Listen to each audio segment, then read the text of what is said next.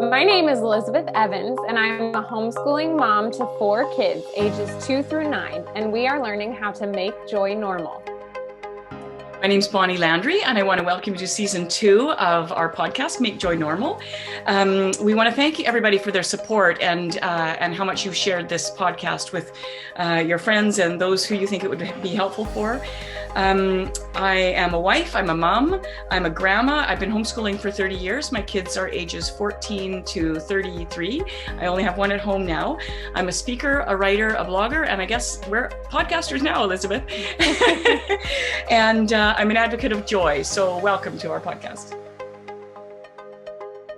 Good evening, Elizabeth and Rachel. Thank you so much for joining us, Rachel. This is going to be super fun. I can attest to that because I know you in person. So I'm just going to tell our listeners how you and I met, because it's a good story. Okay. Yeah.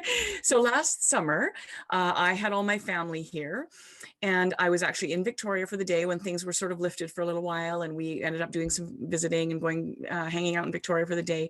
A whole bunch of us, about, I don't know, 12 of us. And I was visiting my sister-in-law, and I noticed this message on Facebook. I hardly ever use Facebook Messenger, so I kind of caught my attention. And anyway, there was this message from somebody that said, "Oh, hi, we've just moved to the Cowichan Valley, and somebody told me that you're kind of connected here. You know, can we get together?" Or something. I don't exactly remember what you said, actually. So, but something like, "Can we get together?" Or, do you know anybody around here, any homeschool groups or whatever? And so I was like, "Oh yeah." So I texted you back while we were driving. I texted you back and said, he said, "Yeah, whatever. I'm happy to help you out." And you said, "Oh, well, I live on X road." And I said to Albert, "She said she lives on our road. How does she live on our road?" It did not compute, right? And so, because if there was a family with 8 kids that lived on our road, I would know about it. So anyway, but it was COVID. And so anyway, I said, "Well, that's the road I live on. Where do you live?" We discovered we live about maybe a 7 or 8 minute walk from each other. And so, yeah, so that was a really beautiful thing to do. Unfortunately, getting together has been a little harder just because of the season of life that we're in. But we've been trying to go out for walks and trying to do our thing. And yeah, so it's good. Hopefully by summer, we'll dive in a little more. So other than the fact that you live on my road and you have 8 children and a farm, would you like to tell us a little bit more about you and your family? Sure. Okay. We are a homeschooling family. We've been homeschooling since the beginning, and now we're in our 13th year. Our eldest is going to graduate this year and turn 18. It's all these big things that are happening. We lived in Calgary, where my husband and I met, even though we're both from the East. We met there, going to Bible college, got married, started having a family right away. And we're just amazed and surprised to have such a large family. Never expected that, hadn't planned for it. And we're blessed just incredibly with every new child. And I've just realized the wisdom in that. It's been incredible. And then 3 years ago, I guess it's 4 years now, we made the decision. I made a joke to my husband, Dan, said, "So what do you think about getting an RV and doing some traveling?" We've been talking about moving out here to the coast. We'd kind of finally made the big call. All right, let's take this leap of faith. We've been dreaming about it for a while. The only thing stopping us is fear, so let's go. So we'd kind of crossed that big hurdle. Then we decided to get an RV, and Dan, who is the last person to embrace camping, said, "That's a great idea. Let's do it." We ended up with an RV. We traveled across Canada to the East Coast, where my family is. And then after we got back to Calgary, we basically just landed for 2 weeks, packed up the rest of our stuff, moved out west, spent 2 years looking for a home out here, lived with my in-laws, and then did 2 more summers of traveling. And it was just the most amazing thing, because we bought our home here a little over a year ago, got moved in, got started before COVID, had already decided, okay, our traveling days are probably done for now. And just with everything that's happened, we've been so thankful that it happened the way it did, because now we've been able to establish something here without the regrets of, oh, should we still be traveling? So yeah. here we are growing Yeah. something new. Yeah. Wow. And I mean, amazing timing as well, because the market has just gone bananas in the last 6 months, right? Because partly because of COVID, we don't really know why, but it's just going crazy here. So yeah, and hard to find anything. So Oh, yeah, you guys were really, really lucky. I'm super curious. Can you tell us a bit about your farm and what you're doing on it with it right now? Sure. We kind of started when some friends said, "Oh, we're looking for a home for our chickens while we travel for 3 weeks." We were talking about wanting to have chickens, but taking our time, pacing ourselves. And they told us that 2 weeks into us living here. So changed gears, stopped unpacking boxes, and then got the chicken coop that had been disused for probably a decade. Yeah. Got it all set up again, started fresh. And that just launched us into a whole bunch of new things. So from there, we ended up adding ducks, goats, rabbits, geese. We hatched a whole bunch of other chickens, a whole bunch of other ducks, and now we have a family cow as well. Oh, cool. Yeah. And so no experience, right? No previous experience. None So whatsoever. yeah, it's crazy. So what was that transition like? Like, okay, we're living this life, and now we're living this life. What was that transition like? Mhm. Was it like how you thought it would be? I guess that's a better question. Was it how you imagined? That's a very good question. Um, no, it's not how we imagined. Right. It is better than how we imagined. I mean, Cool. I've had to repeat a lot of things to myself about how every farm has, poo. Every farm has these messes to deal with because, Right. you look at these picturesque YouTube channels or Instagram feeds where it's just beauty, beauty, beauty. And, I kind of had that expectation of, okay, I can achieve that. No, there's reality behind all of those things, right? So the transition has Right. been enlightening and sobering at the same time. Right. Uh, Recognizing that not everyone in the family is interested in these things. I mean, Yeah. the kids have been hugely accepting of this next crazy idea mom and dad want to have on the farm, right? I love it. Um, they've gone along with it, but I mean, some of the younger kids I think are more into it. The older kids are sort of like, whoa, we're city kids, we didn't sign up for this. Right. So it's been an Right. interesting transition. Lots So of did you sort of imagine how many hours a day you'd be putting in? Did you imagine it was kind of a full-time thing? Did you imagine sewing your own clothes? What were you imagining? well, that's future goals, but yeah. um, it's good that we started with one animal. It's kind of like when you have one child, right? You think, Right. wow, this is a lot. And it is a lot. It's new. It's a huge transition.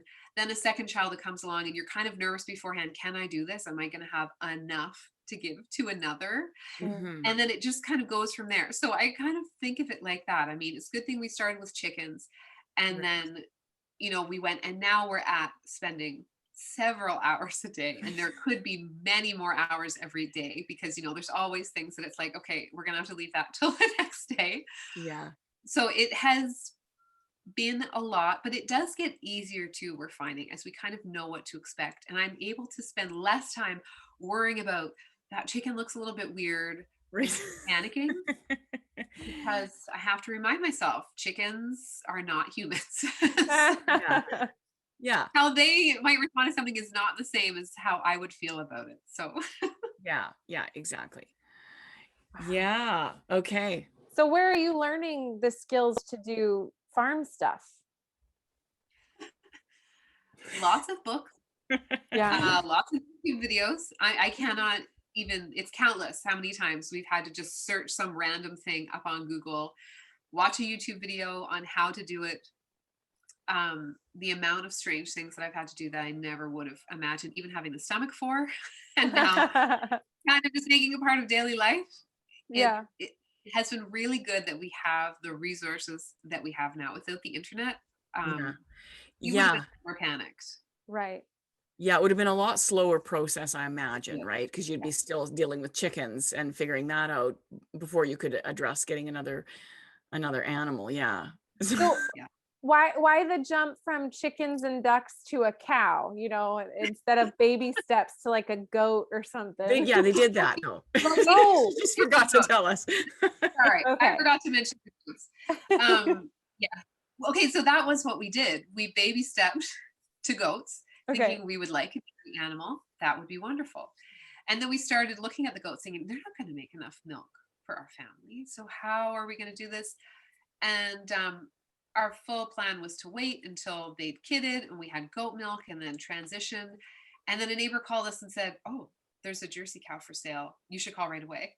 And so suddenly, here we are 2 months later, considering a second cow, because when we have to drive her up for calving, how are we going to handle not having gallons of milk a day? So Yeah. And so the gallons of milk a day have led to loads of cheese making. Oh my am in goodness. she love just with learns cheese. how to make cheese. So It is Well, so naturally. I know. What else are you gonna do? I said to Dan last week, I was like, if I could just make bread and cheese all the time, I think I would be content. Go for a little visit to the animals and then come back in and make more cheese. Yeah. Right. And again, that's something you're just learning via YouTube. Yeah. Yep. Wow. Yeah. It's so funny because my sister and I could not be more opposite.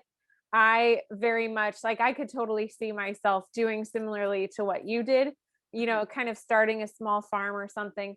I was excited. My husband last Christmas got me just like a little butter churn. It's like a mason jar with like a little spatula paddle thing. And my sister was just kind of like, "Why?" And I was like, "It's so cool. You can make your own butter." And she was like, "Okay, I don't get Yeah. it." The first time we ever made butter, it was a science experiment, right? And we made butter, and it was like watching a miracle happen before your eyes. And I'm sure cheese making must have a similar effect on you, right? Like this is a miracle. Or the cow, you feed the cow eats the grain, eats the grass, and the milk comes out. I mean, we know this because we're mothers. We know we make milk out of what we eat. But like the fact that a cow can do that too, Right. that's like cow genius, don't you think? Wait, I have to know, does your cow have a name? Yes, her name is Flossie. Oh, I love it. Yeah. That was my godmother's name. Really? Was. I love it. Okay. So, okay, what have I got here? Oh yeah. So this is what I was really wondering. Sort of, we know, like, most of us, if you've been homeschooling for a while, you recognize that your life has so many learning opportunities in it, right? It's just so rich, and I think a lot of homeschoolers, this is why we see the question in groups that I'm in, why I see the question, that life is really rich, right? And that kids learn things that they wouldn't learn, living in a city or a suburb, right? And so the life is really rich. So it's rich on a farm. There's lots going on. There's lots of life happening, the seasons, the mating, the everything, there's just so much to learn just by the fact that you live in that environment. So what does the homeschool day look like? Bearing in mind all those learning opportunities, because I mean, your kids are just going to come out with this mind-blowing education. Well, thanks. I needed that boost because lately, since I've started cheese making in the last 3 weeks, it kind of feels like school everything in life rotates around whether or not I'm making cheese. Right. Yeah. That does take a good 5 hours of the day. It's not constant, but I can't, go off and do something else. So right now, we have a set thing that kids know their expectations. The teenagers are all doing their own thing. So that's kind of managed. They have a routine that they're really responsible and good about handling. They've learned how to learn, and now they pursue what they want to pursue. Right. The younger kids, I still love being able to sit and do all those things that are so important, read together and go over things together. So they have a few things that they do on their own while I'm usually busy doing something in the kitchen. Help with math questions. I'm stirring a pot or I'm cutting curds or something. And then we try and sit down once that's done. And it's been funny because we've always been kind of staunch. We homeschool in the morning, and then the afternoon is for whatever project or fun thing someone's pursuing. And now it's kind of pushing forward in the day because, the bread has to go in the oven, or I'm working on this or this, or, chores in the morning, all those things. This morning, for example, I thought this will be a perfect day to get stuff done. I'm not making cheese. We ended up chasing a cow around to collect a urine sample to do a pregnancy test. Then I had to treat a duck with bumblefoot. Then we had to do a hunt to find some missing eggs because our chickens are hiding them in the woods. Right. So then, of course, the kids are out there helping with these things, but then the day gets pushed back. And so I still find that now in the afternoon, we sit down with the history book, we're doing art curriculum that you lent us. Okay, Whatever cool. those things are that we do, we get to sit down and then just take some time in the afternoon to read together, be together. We do a Right. lot of discussing. Okay, so the day is kind of shifted. Okay, It is. interesting. I thought it would be terrible, but it's really not, especially Yeah. because we're not going anywhere. We're not seeing anyone. So I it know. doesn't really matter. We always kind of kept the afternoons for, fun things after, but Yeah. we're home. So Well, now the Yeah. fun's in the morning. I know it really is. And like today, after running around doing those things, I took some time and the kids and I jumped on the trampoline. I mean, Nice. they're not hurting for it, and they're not missing that Yeah. time because we're doing other things together. So Yeah, Sure. exactly. Well, and cheese making, in my mind, that is totally science and social studies right there, right? Because, you're learning how cheese forms and you're learning the country that it comes from. And so, what more do you want than cheese curriculum? yeah, that's right. Okay, I have a couple questions about the cheese making. Do you make different kinds? You've got sharp cheddar, white cheddar, are you strictly sticking to one flavor type? What would you call that? I don't know. Well, I'm doing lots of different types right now because they have to age for so long. So some of them age, like the youngest ones I've done only age for 4 weeks.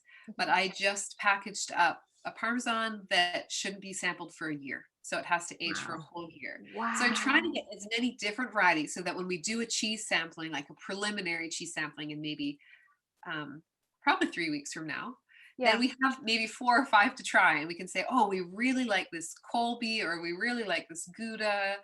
Wow. So we're trying some more of those, but right now I'm loving the process, but we haven't sampled any of it. So I don't know what's going to come out of it. I just hope we're happy with it.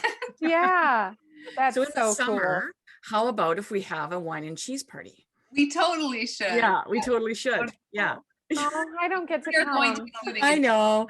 Well, maybe by summer the borders will be open. Ha ha ha. Yeah, but I'll be Probably having a not. baby, so Oh, Oh, right. And you have a baby coming, so probably not. well, Not your that'll year. keep you busy.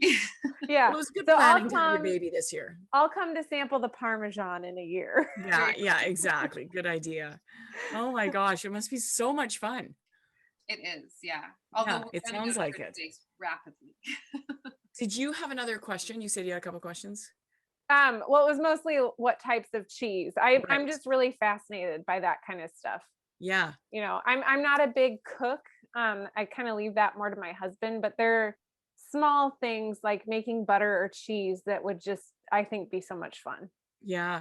Now, when you're cooking it, can you smell like, oh yeah, this smells like cheddar, this smells like Gouda? Can you smell that, or does that come later? No, I think it comes later because you're adding a culture that will continue to culture and age the cheese as Right. it goes. Okay. So I think, there is a different process to get a firmer, softer Right. cheese. My Parmesan used the same amount as another cheese, and one of them was this high and one of them was 2 inches taller. Right. 4 gallons of milk, but the process is different. But I think it probably all kind of tastes a bit similar. The flavor develops with Now because it's fresh kind of thing. Yeah. Okay, cool. Oh. Okay, so what would you say is well, you take your question first, because I think it'd be Okay. yeah, I think it'd be more interesting to find out that first. So what is your biggest challenge for the day today? Was it running around chasing a cow? That sounds pretty challenging. Well, there's a lot of things, there's a lot of difficult jobs that I want to avoid, and I'm getting better at just saying, okay, just do it. Just do that kind of Right. gross farm job that you're avoiding. And it's never as bad as I thought it was going to be. Once you get into it, it's kind of like, okay, I'll just get cleaned up after. But I Yeah. think the biggest challenge is just keeping the balance, because there's always stuff to do. Like in any home, Right. there's always stuff to do. Yeah. I have to make priorities. And Yeah. recently my husband highly recommended I properly take a day of rest. Right. Because it was just go, go, go. And anytime that I thought, oh, I'm going to take it easy this day, I would kind of, my brain would say, oh, I'm not doing anything else. Let's bake pies, or let's, get into a project. I was kind of just in this um, wheel of just racing into the next thing, and I was getting worn out. So I think finding the balance of realizing I love what I get to do, but that doesn't mean I have to always do it. I can sit and read a book and take the rest I need. That's important too. Yeah, sometimes it's our husbands that make us realize that whole thing, right? Like they can see what's going on.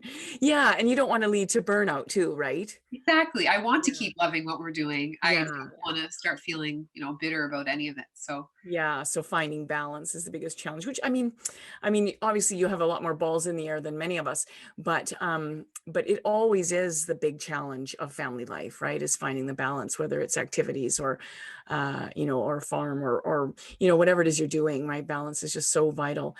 So the parallel question to that is, what do you find the biggest blessing of this transition, of this particular transition? You've gone from city living to life on a farm. What's the biggest blessing? I think having a greater connection to creation. Yeah.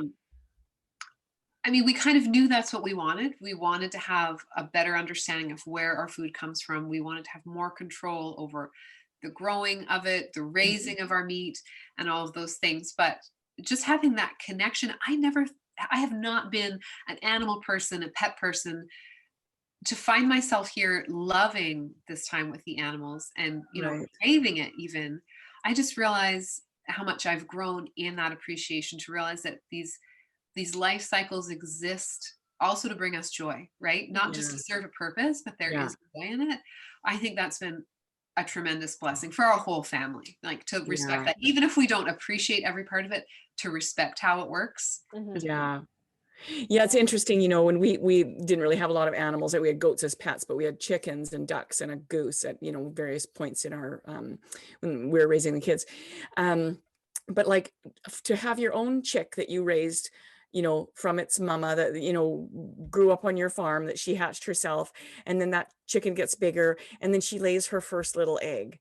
And it's just this like, it's the coolest thing, and like, the chickens were sort of like, oh, they're just kind of annoying, but my son really, really loved his chickens. So he was, he was into it. I loved having the eggs, but it wasn't my thing. And, but I was still get just as excited about anybody else's, or watching the eggs hatch in the incubator or whatever.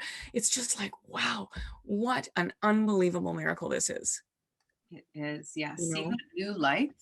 We realized last spring what spring fever really is. I Mhm. never truly appreciated it when we were living in the city. It was exciting. Also in Alberta, spring Yeah. comes later. So it was, Yeah. underwhelming maybe. But Yeah. now it's just to see these things coming together, the new life. We just had chicks hatch yesterday. Oh, See that incredible miracle. There's yeah. nothing like it. Yeah. I appreciate it so much more, and it is a thrill, and it's a real joy. It's exciting. Growing your own tomato. It's It's just like, biting into that look what tomato. I did, It's just like, it's Right. funny, but I've never met anyone who doesn't feel the same way if they've had a small garden and they Yeah. grow something that you eat. It's like, wow. So I actually just prior to starting the podcast interview, a friend of mine who lives back east has been texting me, and she sort of said, what did you grow in your garden? And I thought, okay, girl, get ready, because I'm going to start spamming you with pictures. And so I'm sending her all these pictures. This is from last year's garden, but I'm like I am like the queen because I can grow things, I just this Right. sense of but pride, but also just that this is a remarkable thing, in the sense of peace that you get in a garden, right? And it can just be patio containers on your deck. It doesn't have to be a big full-blown farm. Thank you, sweetheart. It doesn't have to be a big full-blown farm to get that satisfying feeling, but it must be 100-fold when you have the animals and everything as well. Like our milk, our cheese. I would be spamming everybody with photos. Well, I've been spamming Instagram. I saw that, yeah. Incredibly, because I'm just like, look at this, look at this. And when we sit down for a meal with Yeah. our potatoes, our salad greens, our chicken that we raised, Yeah. it's It is so satisfying. I mean, just Yeah. like we are built for connection with other humans, I think Yeah. we're built for that connection with the earth. Yeah. And it doesn't matter if you're growing some herbs in your window or a blown operation. Yeah. There is that wonderful contentment. It's very cool. I think that most listeners will want to kind of know like this, that does your husband still work? Because a lot of people would think, okay, in an ideal world, it's hard to do on your own, right? Yeah. So where does Dan fit into the program? Because it's for most of us, it'd be pretty hard to quit your job and then suddenly, be running a farm, right? Yeah.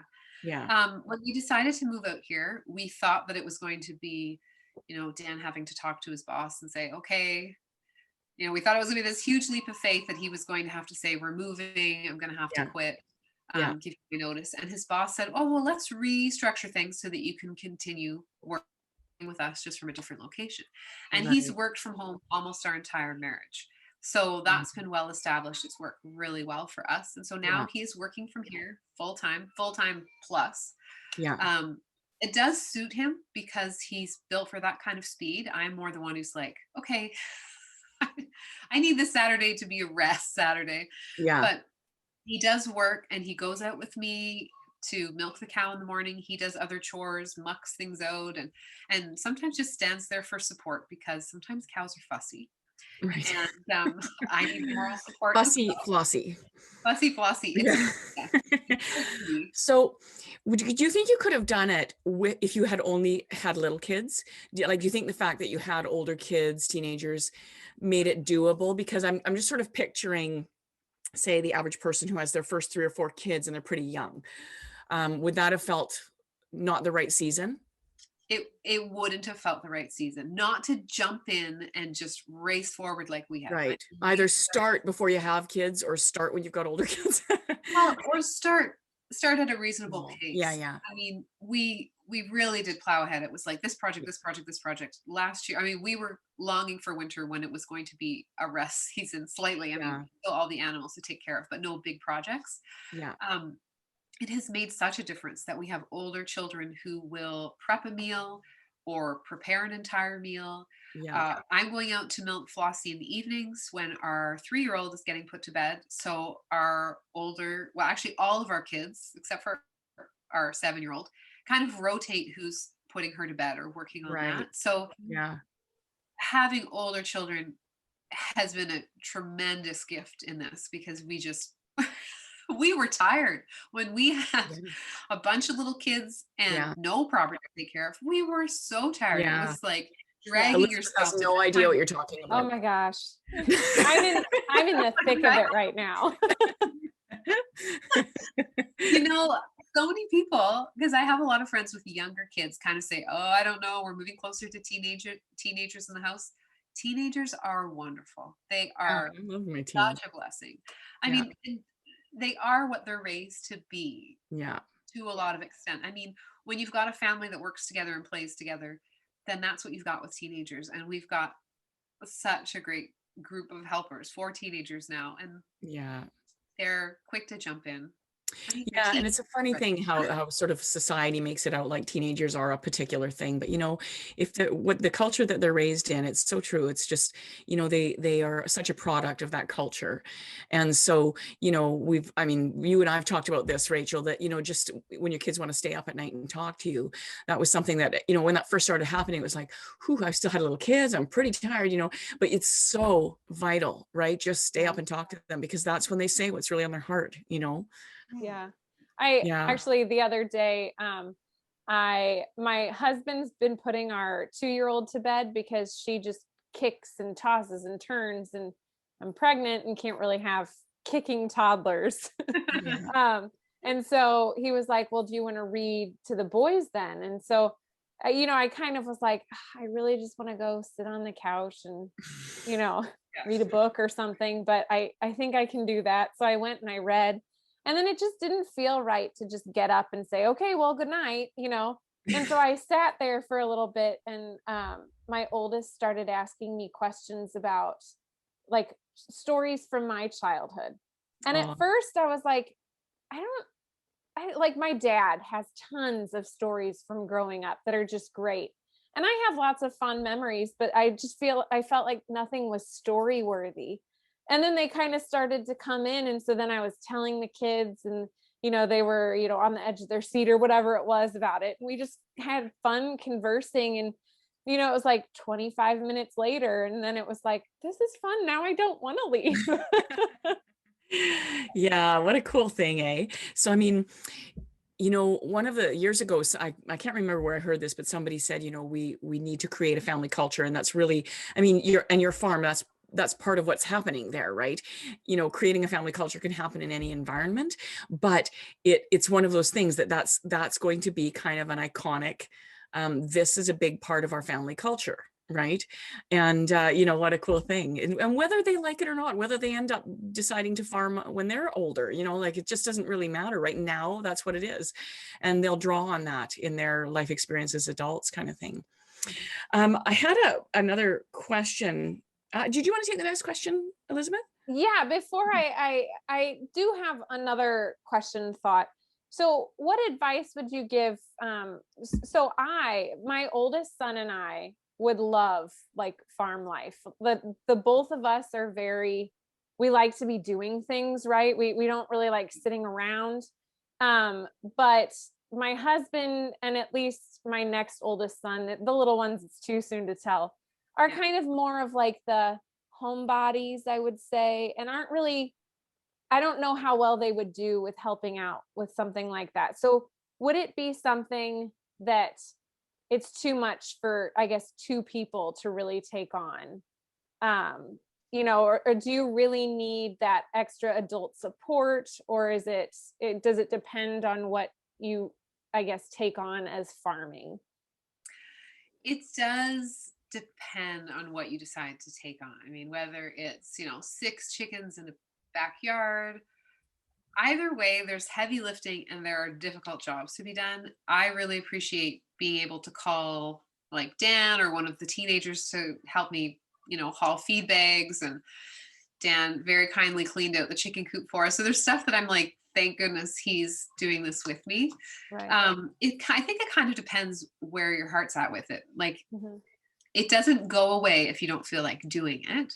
And Right. I think I know actually that I was worried about, am I going to be able to handle this? Am I going to be grossed out if there's something I have to deal with, or just not be able to do it? And I Mhm. found, because I really care about it more than I ever realized I did, I'm able to do the hard things, and I'm able to get out of bed, earlier than I want to go out and milk Flossie, because it matters to me and I do care about it. Yeah. And I'm someone who likes to, lounge and read a book or just watch TV. I mean, I would have said 10 years ago, there's no way I would have it in me to do this. And here we are. And I'm loving it. Like, I'm not dragging myself around like, oh, I got to do this. Right. Yeah. It's interesting, how when you're more attached to something, the work goes away. It's like looking after somebody else's baby. When you're in your 20s or whatever, you're looking after someone else's baby, and it seems like that's, I mean, even if you love babies, there's still sort of a chore, aspect to it. But when it's your own babies, and I sort of imagine a similar thing, that's your own baby. It doesn't weigh you down in that way, right? Because it's a labor of love.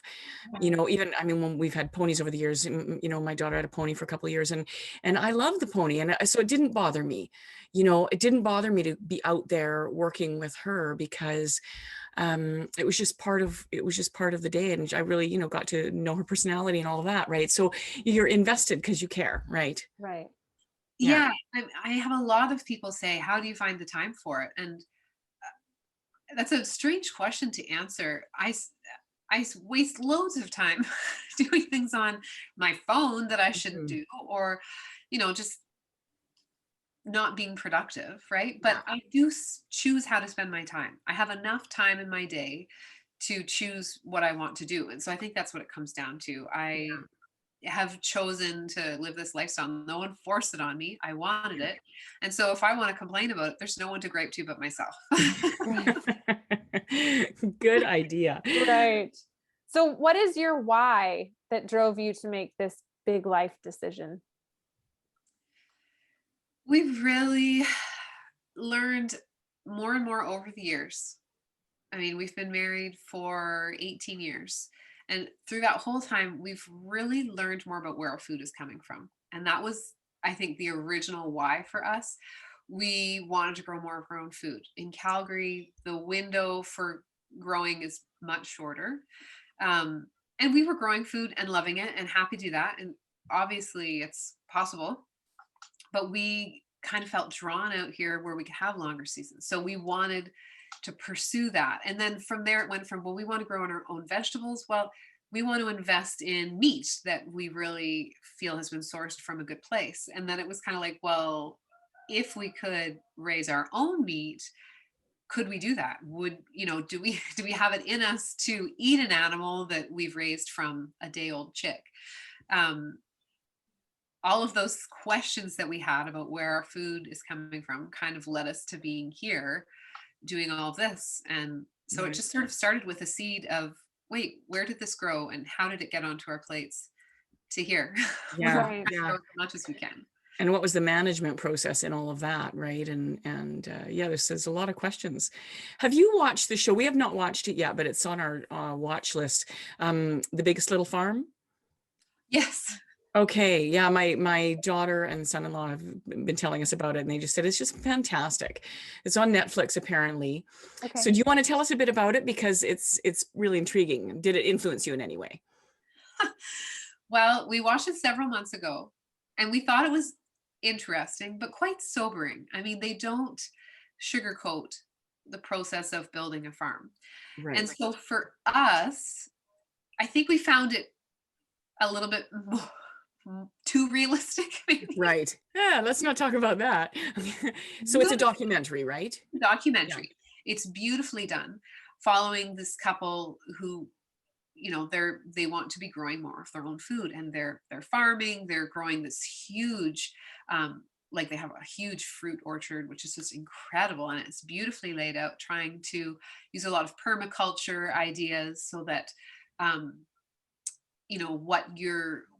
what you're growing is kind of helping something else. And you see the whole process of, like, the bee is here to do this job and the ant is here because of this. So if you've got too many ants, there's this problem. Like, I really like that whole vision of seeing the whole thing work together. And that's what we're pursuing here. So in that sense, it was inspiring, but it was also like a hard story of loss and fighting for, what they really believed in. So worth a watch.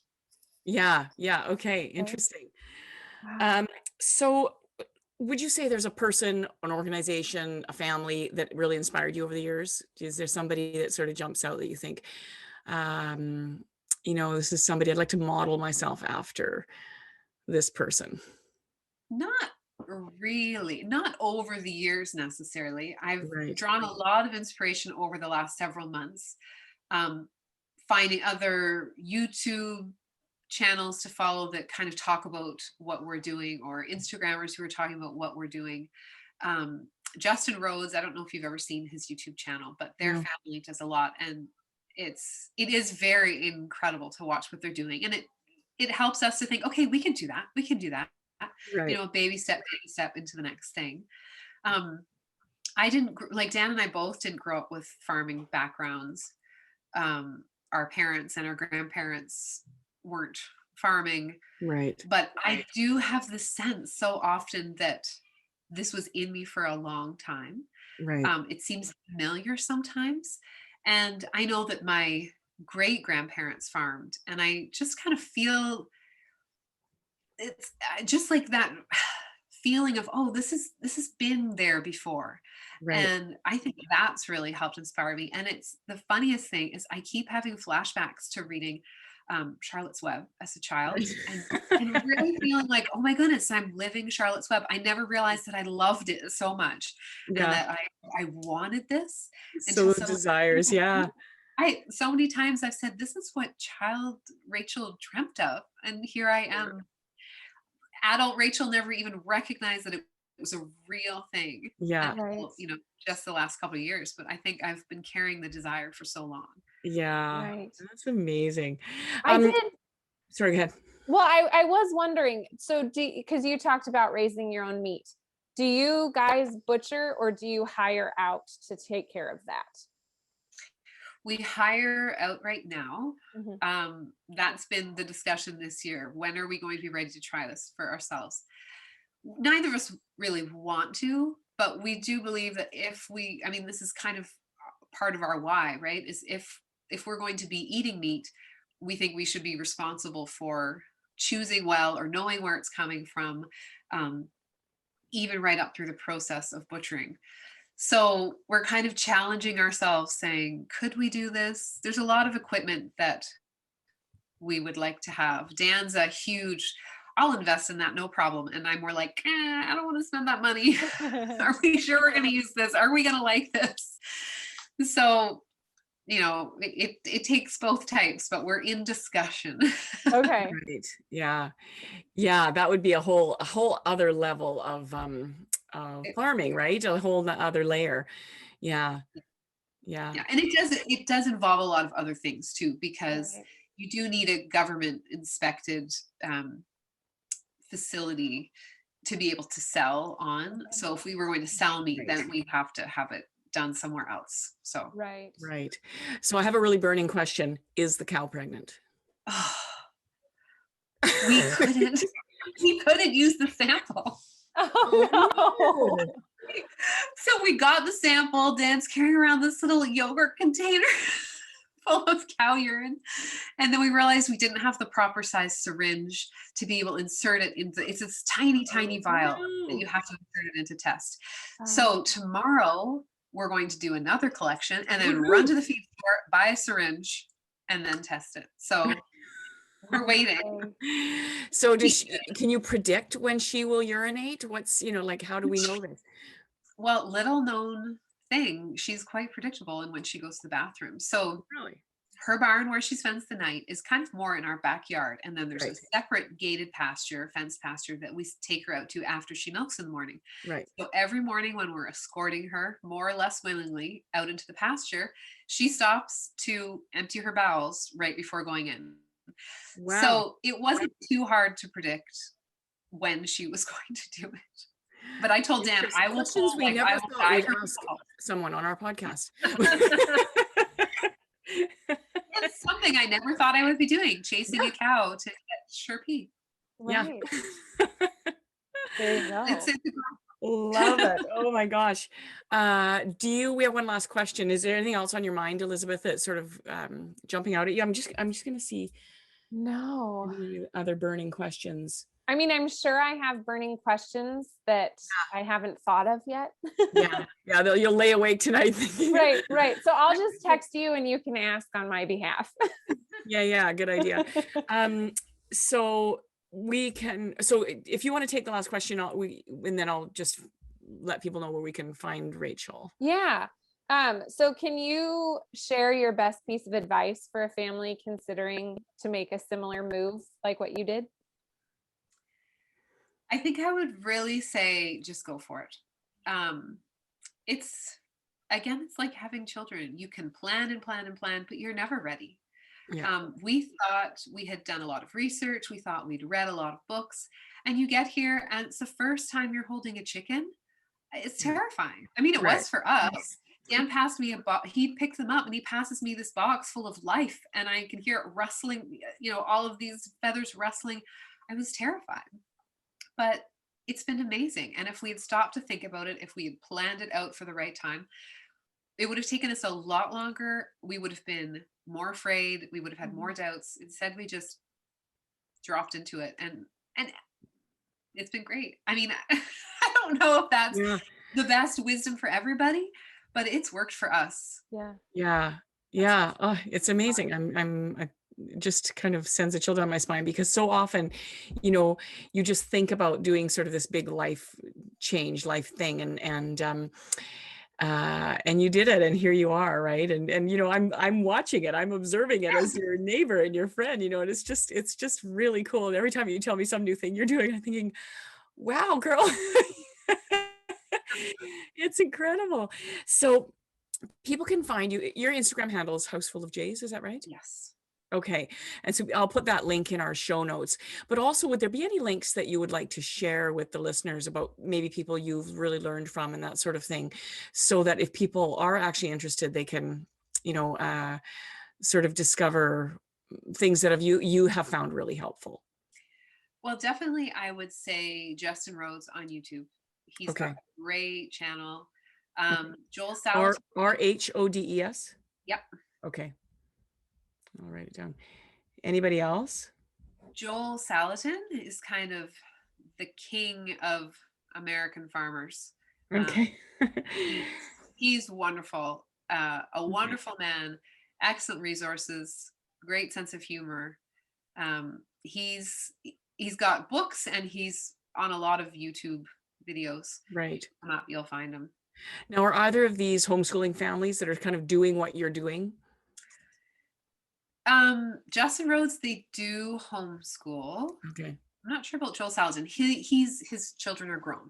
Okay. So I don't know what he comes from. He does a lot of speaking across the Right. states. I'm trying to think if there's any homeschooling families that have really, there's a woman on Instagram, Ruth Ann Zimmerman, and I've just started following her, and she is inspiring. She's not homeschooling. They used to homeschool, but she shares out of just simple joy because she loves what she's doing. And it really is contagious watching someone enjoy what they're doing like that. It's wonderfully inspiring. Okay. Yeah. Okay, awesome. Well, thank you so much for joining us. This is really great. I have a feeling people will message you. I hope that's okay if people message you. I love talking about this stuff. It's been rewarding, surprising, unexpected adventure for us. Yeah. It's truly wonderful. And check Rachel's Instagram for sure, because it's just pretty stellar. Like the kinds of things you're posting, like this is what I did today. It's like, wow, okay. Yeah, I'm trying to share a little more of the nitty gritty because I had a lot of questions about, how from point A to point B. So I'm trying to think about the things that I didn't know. Yeah. Share. I would love for you to share a picture on Instagram of your gumboots after a morning. I will. Okay, thank you. Because even with the pony, like you come back and your gumboots are, worth their salt, right? Yes. Oh, you use that word, gumboots, Elizabeth? No, I'm assuming you just mean just like rubber, rain. Rubber boots. Yeah. But out here they're called gumboots, but apparently they're not called that everywhere. No, I don't know. I don't know what the Canadian term is back east. A lot of names. What's that? I think they do have quite a few names. Although I was saying this morning, one of the kids asked me, "Are you thankful for boots, Mom?" I'm very thankful for rubber. Oh, I love it. Well, thank you so much.